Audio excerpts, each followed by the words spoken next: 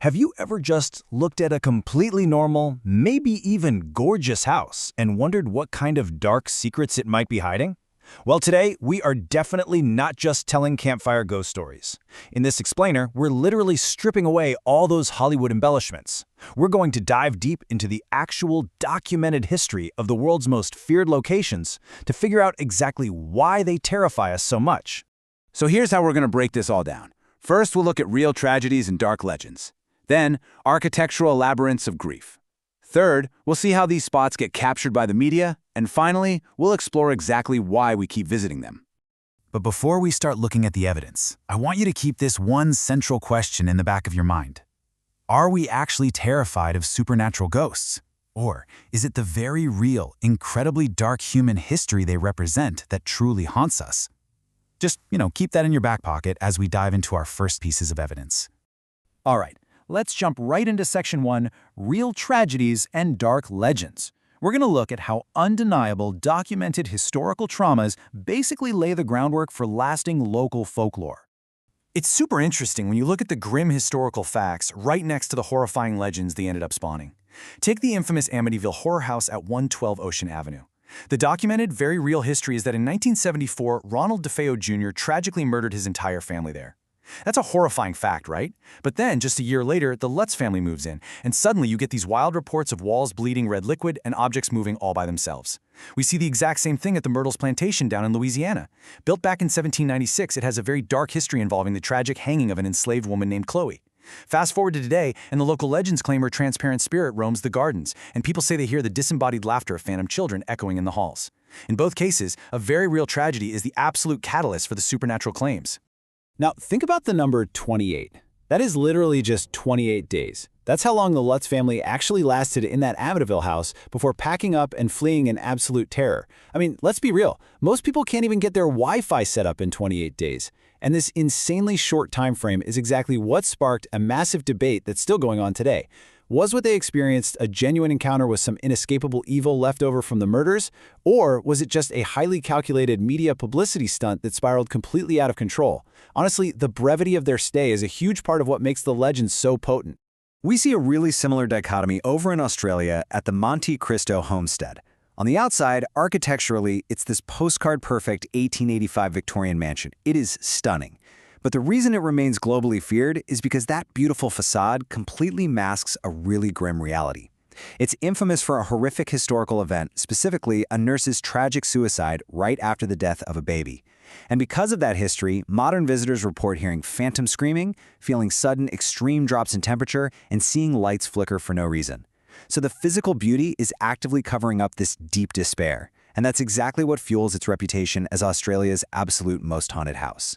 Sometimes, though, it's the history of the land itself that curses a property. Long before 1857, the exact plot of land sitting beneath the Whaley House in San Diego was used as a hanging ground for criminals. I mean, that is a heavy, incredibly dark foundation to start with. But then, in 1857, Thomas and Anna Whaley decide, hey, let's build our beautiful family home right on top of it.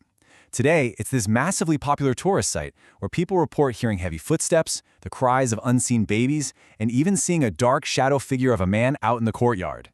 The dread isn't just trapped in the walls, it's quite literally baked into the soil. Okay, let's move into Section 2, Architectural Labyrinths of Grief. This is where we look at homes where the physical architecture wasn't just the setting for a tragedy, but was actually warped by it.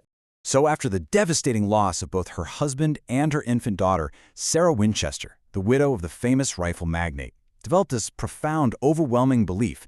She became absolutely convinced that the souls of everyone killed by Winchester rifles were personally haunting her.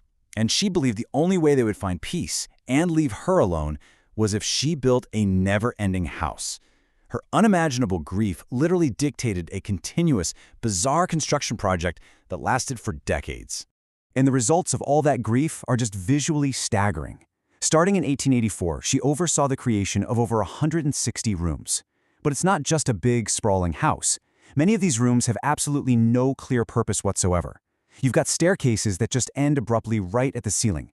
There are doors on the second floor that open out to a sheer drop, or literally open directly into solid brick walls. Oh, and she incorporated the number 13 prevalently into the design everywhere. 13 window panes, 13 steps. The thing is, these were not architectural mistakes. They were intentionally constructed as a massive labyrinth to confuse the vengeful spirits she thought were hunting her. It is essentially an entire mansion built purely out of psychological terror. All right, on to Section 3, captured by the media. How exactly does a local rumor transform into a worldwide phenomenon? Well, usually it takes a camera or a printing press. Let's take a look at England's Rainham Hall. For centuries, it was just your standard, majestic, historically significant English estate. But in 1930, everything completely changed. A photographer named Hugh Smith was taking pictures of the interior, and he captured something absolutely terrifying on the grand staircase. It was this transparent, ghostly figure that quickly became known worldwide as the Brown Lady. Now, whether it was an easily explainable camera glitch or an actual phantom, who knows? But either way, that single viral photograph catapulted a quiet 17th century home into the global spotlight literally overnight. The media took a local story and made the haunting real for millions of people. And you know, the pen can be just as powerful as the camera. Look at Borley Rectory. It was a perfectly normal home for decades.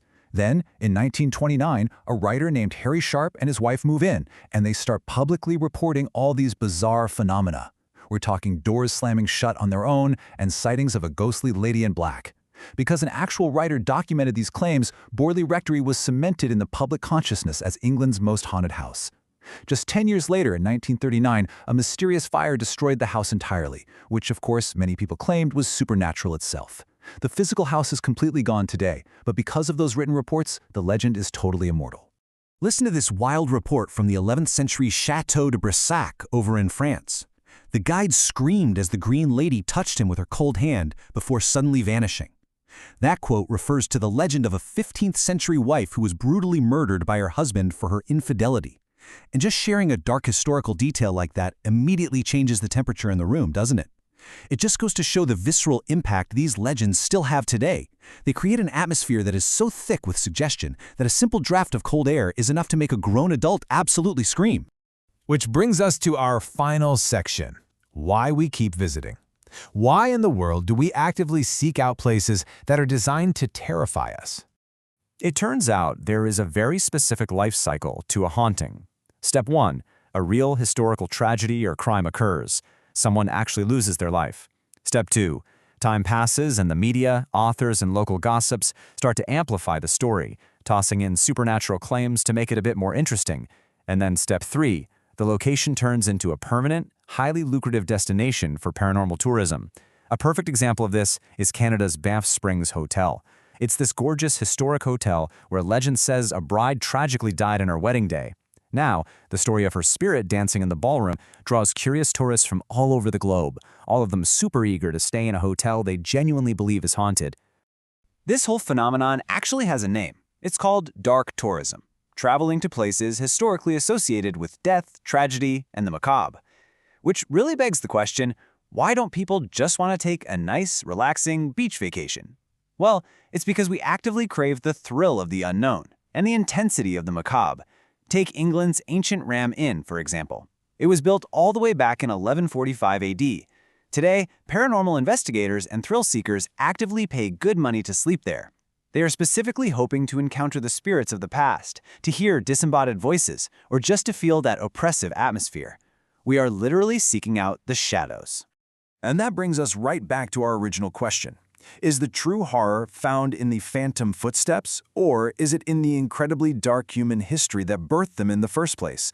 When we finally strip away the bleeding walls and the viral ghostly photographs, what we are left with are the very real stories of murder, profound grief, prejudice, and despair.